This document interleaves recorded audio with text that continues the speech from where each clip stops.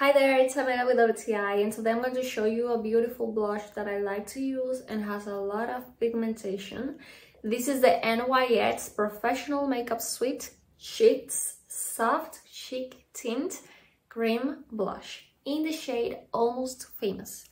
This one is really cute. I love to use it for a lot of reasons.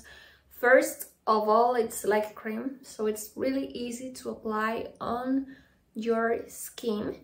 Also, it's really easy to blend. It comes with an applicator. It looks like a lipstick, so it's really cool to use it. It's really like practical and easy. I like to apply just a little bit on my cheeks since it has a lot of pigmentation. Then I blend the blush with my fingers, and then I have a natural makeup look. I love the color. It's like orange and it's really cute. I love it and I really recommend it if you want to have like a natural makeup look. If you want a blush with a lot of pigmentation and an orange color, this is perfect.